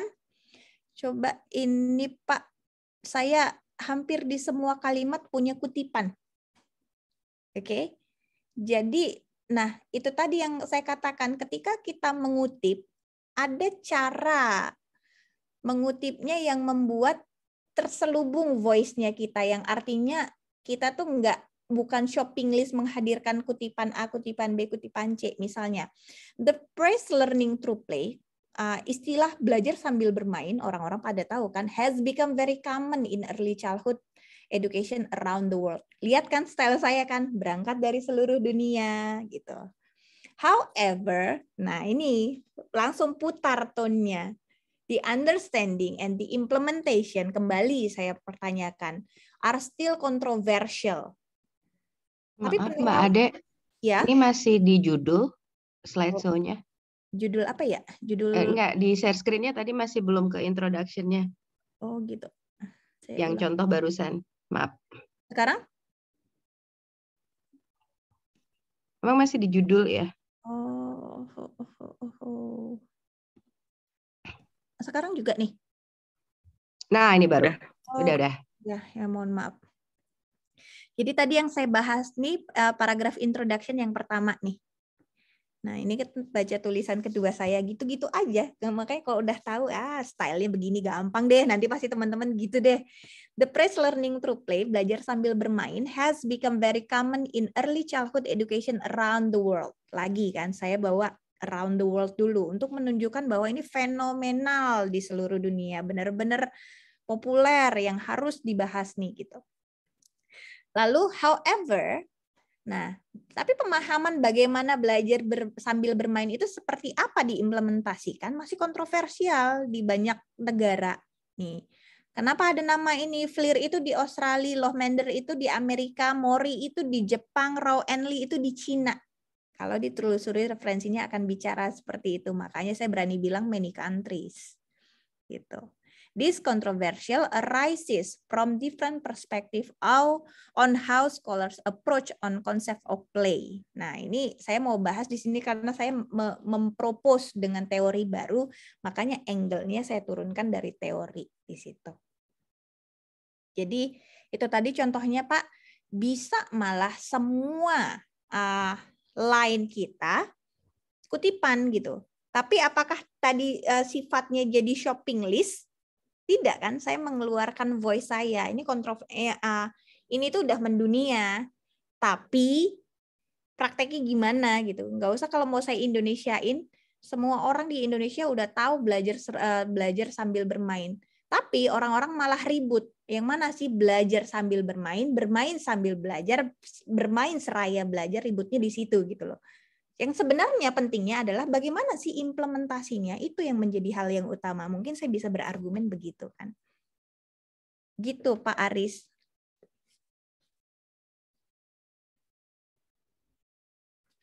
Oke, baik. Sudah terjawab ya Pak Aris dan Bapak Ibu semua. Kita makin tercerahkan kembali dengan jawaban Pak Aris bingung itu. Tenang Pak Aris, saya juga bingung. Emang harus praktek habis itu. Mungkin sekelas Pak Firdaus saja bingung, apalagi sekelas saya. Ya, habisnya Pak Aris nggak mau jawab deh, cuma ketik doang. Kata dia udah jawabnya ketik dia. Baik. Thank you Mbak Ade. Lama-lama mulai kelihatan memang ininya ya, stylenya gitu. Ya. Jadi kalau nanti baca tulisan saya itu versi artikel. Nah, kalau tone book saya nulis book chapter itu juga beda lagi. Saya juga kenal itu setelah apa ya, familiar. Dan kalau nanti baca misalnya tulisan profesor saya misalnya Marilyn FLIR, kok agak mirip ya caranya? Because I shadowed her gitu. Karena dia shadow saya. Jadi kalau setipikal ya itu istilah yang lainnya copy the master Bu Ade itu. Oh. Sebenarnya kita nggak bilang copy the master, Pak. Karena kalau copy the master, nah ini yang bahaya gitu. Karena kalau copy the master, kita literally ganti konten. Itu hati-hati. Karena kalau misalnya kita structure paragrafnya sama, misalnya sampai per kalimat, itu termasuk ada sisi plagiarismnya. Saya tahu bahasa itu, tapi hati-hati. Makanya I call it shadowing. Karena kan shadow, kita nggak literally structure-nya sama persis, tapi tadi tone-nya, angle-nya, penggunaan mau mengkomparasi referensinya, mau kontradik datanya, seperti itu, mau bahasa analyze datanya. Kalau saya dengan supervisor, saya merasa sekarang, jadi setipikal dan makanya jadi masih nulis bareng terus, karena ya bahasanya dia juga oke sama tulisan saya gitu. Ada istilah shadow teacher juga ya dalam pendidikan itu. Mungkin agak mirip ya. Benar, iya. Oke, Mbak Atik, sorry. Udah ada Bu Rila dari tadi angkat tangan. Pegel itu tangannya. Baik, Bu Ade mohon izin ini waktunya sudah 4.34 tapi masih ada satu pertanyaan terakhir. Boleh. Baik, terima kasih. Boleh. Selanjutnya Ibu Rihlah Nur Aulia, kepada Ibu dipersilahkan. Terima kasih Pak WD. Pak WD 1. Luar biasa inspiratif dan sistematis sekali gitu. Saya pribadi sangat bisa memahami. Mungkin saya ingin langsung kepada persoalan saya ya Bu Ade. Kalau Bu Ade tadi kan fokusnya lebih kepada pendidikan anak usia dini, kemudian gender yang dijelaskan. Nah, sekarang saya ingin bercerita terkait dengan fokus penelitian saya itu, saya fokus ke dalam penelitian eko pesantren ceritanya. Jadi eko pesantren ini adalah new term dalam ekologi dan dalam dunia agama gitu, pendidikan keagamaan. cara saya harus ketika saya menuliskan introduction ini yang saya perhatikan tadi dari Bu Ade. Ini kan kalau Bu Ade ini sudah ajak, ada teori yang memframe, ada Vygotsky misalnya. Sementara kalau saya ini, kalau kita membuka teori tentang ekopesantren itu memang tidak ada, baik itu dalam konteks internasional maupun dalam konteks keindonesiaan, karena memang penelitian saya ini sifatnya grounded. Kalaupun ada, misalnya saya jadi self citation gitu loh, Bu Ade. Jadi saya mengutip apa yang saya sudah lakukan sendiri dari beberapa artikel yang saya kembangkan, ya meskipun belum seperti Bu Ade lah. Nah ini kira-kira trik saya untuk membuat sebuah introduction yang bagus dengan metodologi dan sistematika seperti yang Bu Ade lakukan itu, saya harus seperti apa Bu Ade gitu untuk sampai misalnya keterbacaan kebaruan dari penelitian ini tuh bisa dibaca gitu Bu Ade. Terima kasih Bu Ade. Oke. Sebentar, saya tadi mau cari manuskrip saya yang sedang saya perbaiki, manuskrip kesekian, dan saya agak apa ya Bu? Kalau udah banyak tulisan memang agak seneng ngutip diri sendiri, which is that's good kok Bu, gitu. Itu nggak salah gitu. Makanya saya mau tunjukin kalau Ibu self citation, boleh banget Bu. Saya kayaknya satu tulisan kalau saya bisa masukin semua, saya masukin semua. Sebentar ya. Saya takut nggak ketemu karena saya nggak pegang hard disk. Bener Bu, nggak ketemu.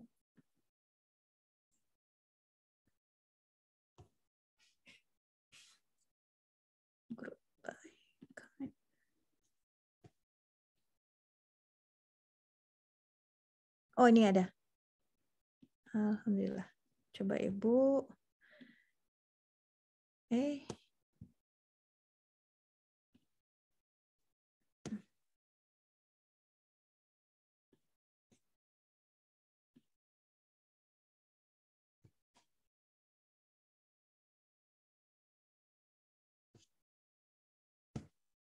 Sebentar ya.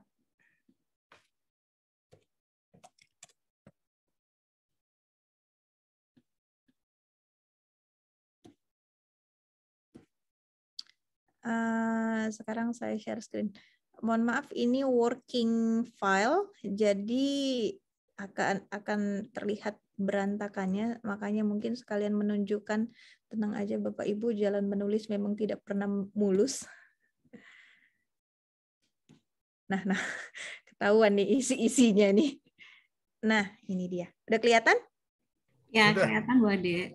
Nah, ini Bu, kadang itu tadi bahasanya susah nyari penelitian yang udah ada di Indonesia seperti apa, nggak apa-apa Bu, kutip diri sendiri. Ini saya ngutip diri sendiri. Therefore in Indonesia play is structure, kata siapa? Kata saya. Oke. Itu yang satu. Lalu nah lihat nih muncul lagi Utami lagi. Jadi banyak praktek yang dipengaruhi banyak faktor yang mempengaruhi bermain, termasuk structure play atau gender. Saya kutip diri sendiri lagi. Hobi sekarang Bu, naikin citasi juga Bu. Limited study, kata siapa? Kata saya, belum banyak, hanya studi saya nih dua-dua saya masukin. Oke. Dan bahasa limited study tadi bisa Ibu pakai. Jadi ketika however there is a limited study about pesantren. Ya, bahasa saya tadi mikir bahasa Inggrisnya apa ya. Nah, di study design saja saya bisa masukkan lagi kutipan saya gitu. This paper present the third finding of ini artikel ketiga berarti kalau the third finding. Temuan 1-2-nya apa gitu. Di discussion lebih banyak lagi Bu tuh. Oke Bu, jadi self citation is okay. Oke, asal tempatnya memang di situ, bukan kita kayak mau promosi tulisan sendiri. Kalau make sense ya sudah, jangan tiba-tiba semua kita ngutip diri sendiri, what's the point gitu. Nggak nyambung topiknya tapi tulisan kita ada gitu. Itu juga. Misalnya ada saya tulisan 2 tentang doctoral writing kan nggak muncul di situ. Ya nggak mungkin saya mengutip diri sendiri dengan konteksnya berbeda. Oke, itu self citation. Jadi, nah kalau misalnya angle tentang, kebetulan saya ada 2 teman Bu, kolega yang mengkaji tentang leadership di manajemen pesantren, kalau nggak salah yang kedua tentang praktek gurunya saya lupa gitu. Dan saya pernah membaca tulisan mereka, bahkan yang karena satu junior sering sekali saya baca gitu. Dan saya paham yang Ibu rasakan ketika mencari pesantren ini kan Indonesia banget ya. Iya, khas Indonesia. Ya, jadi di luar nggak ada gitu. Tapi kan kita bisa bicara dari, nah ini kan tentang pemikiran penulis. Polanya pesantren itu misalnya di jenjang SMP kah atau SMA kah gitu. Jadi kita bisa bilang while junior high school, saya mau bilang high school. While high school form atau high school setting in Western country usually seperti apa? Here in Indonesia, it is known, diketahui ada terminologi pesantren. Jadi itu kan udah komparasi, kita punya referensi luar ngomongin sekolah SMP dan SMA, terus kita bawakan SMP di SMA, ada polanya pesantren di Indonesia gitu. Oke. Nah itu cantumkan mungkin 1-2 tulisan yang mengkaji tentang misalnya pesantren di SMP, pesantren di SMA, sudah. Gitu. Lalu dikembangkan lagi. Secara specifically, there are many studies. Sudah banyak studi yang mengkaji tentang pesantren ini, melihat dari leadership-nya, melihat dari practices-nya, melihat dari lain-lainnya. However lagi, there is limited study exploring the eco pesantren. Bisa ditambahin which is new in the field, bla bla bla bla bla. Sudah menghantarkan poin baru kan kita nggak butuh referensi.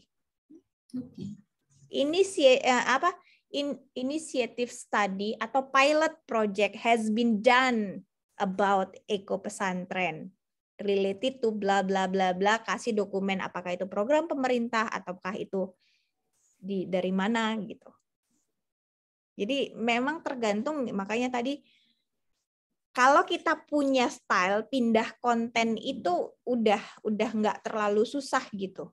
Yang kita bentuk stylenya dulu untuk melihat tadi perspektif menulisnya. Makanya tadi saya pikir kita sempat praktek juga, tapi ternyata enggak. Tapi kan dari contoh Bu Rihlah punya topik pesantren, saya udah tergambar saya formulasi saya menulis tentang pesantren, tapi saya tidak akan berani kayak nulis referensinya dan lain-lain ya gitu, karena saya nggak mau baca juga kan, itu nggak expertise saya gitu. Jadi tapi pola tadi saya menulis akan bicara begitu.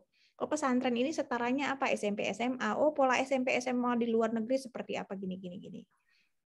Tapi di Indonesia punya ini, udah banyak studinya tentang ini, tapi nggak ada yang ini.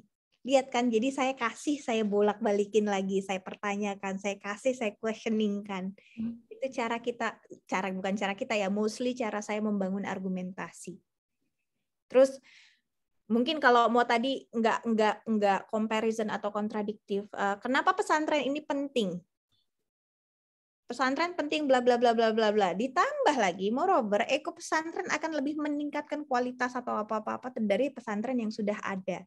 Kan kita adding value. Nah, kita introducing apa yang mau kita teliti dengan adding value tadi.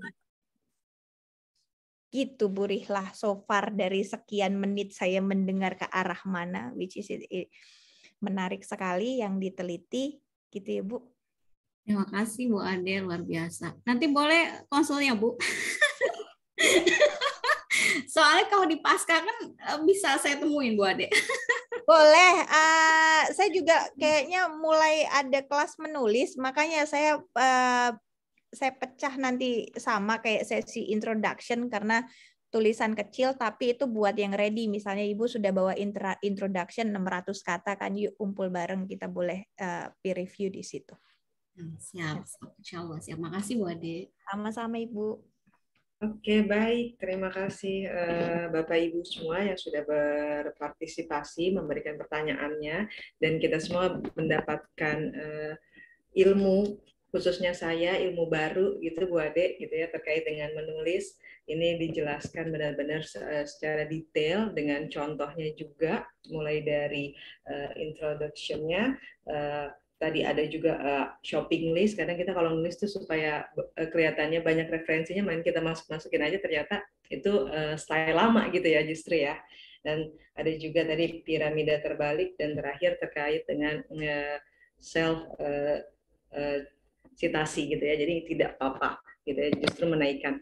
Oke Bapak Ibu, mohon maaf sesi 2 ditutup untuk diskusinya karena memang sudah lebih dari waktu yang sudah ditentukan. Sekarang sudah 4:46. Sekali lagi kami ucapkan terima kasih kepada Bu Ade Dwi Utami, MPD PhD, yang sudah berbagi ilmu, tips dan trik. Nah, di sini kami memberikan sertifikat penghargaan kepada Ibu yang sudah bersedia menjadi narasumber dalam program 10 minggu menulis artikel jurnal berreputasi dengan topik penyusunan latar belakang, argumen, dan research question dalam artikel jurnal berreputasi pada 30 Maret 2022.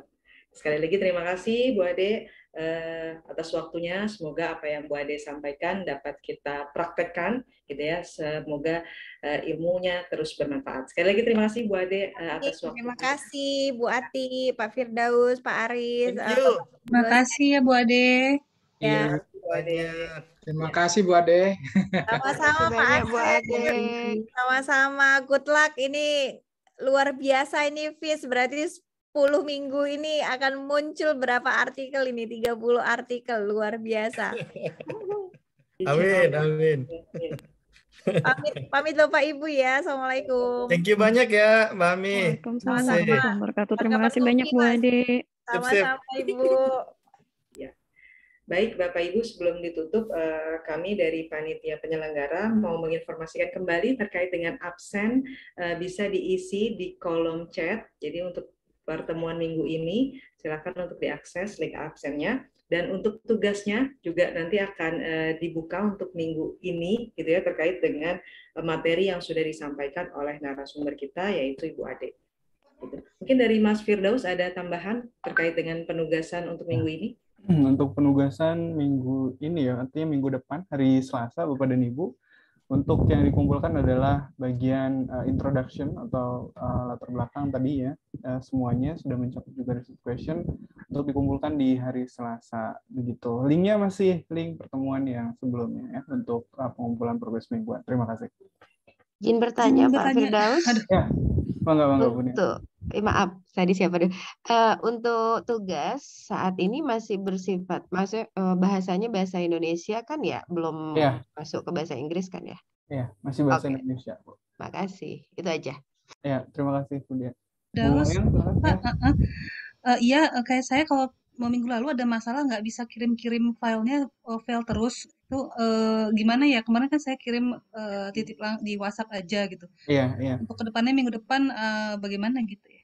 Iya, sebetulnya kalau untuk link tidak ada masalah ya Ibu di sini ya, dan beberapa dari peserta juga tidak ada masalah, tapi memang saya lihat ada juga yang kesulitan untuk mengirim gitu. Tapi secara link tidak ada, mungkin alternatifnya boleh langsung nanti ya untuk itu, tapi sementara dicoba dulu linknya, kayak mudah-mudahan bisa di line perangkat atau di line jaringan, mungkin seperti itu Bu.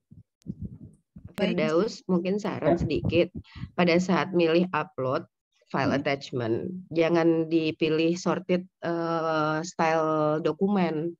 Mungkin jadi agak terbatas yang punya DOX atau agak terhalang. Mungkin itu kali ya kendalanya. Oh iya. Baik. Jadi di sananya sebaiknya di itu aja ya, dibuka aja ya. Iya, di open aja. Oke, baik, terima kasih Bu Dian atas sarannya. Oke, baik Bapak Ibu, mungkin kita cukupkan untuk pelatihan pada minggu ini. Sekali lagi kami ucapkan terima kasih kepada Bapak Ibu yang sudah hadir. Kami mohon undur diri, mohon maaf hari ini. Sekali lagi terima kasih atas partisipasinya. Marilah kita akhiri dengan sama-sama membaca hamdalah. Alhamdulillah. Terima kasih. Izin keluar ya Bapak Ibu. Terima kasih. Terima kasih Bapak dan Ibu. Izin keluar. Sehat-sehat semuanya. Amin. Terima kasih. Terima kasih Kang Fir, teman-teman. Mencerahkan. Terima kasih Pak Firdaus. Terima kasih semuanya. Terima kasih.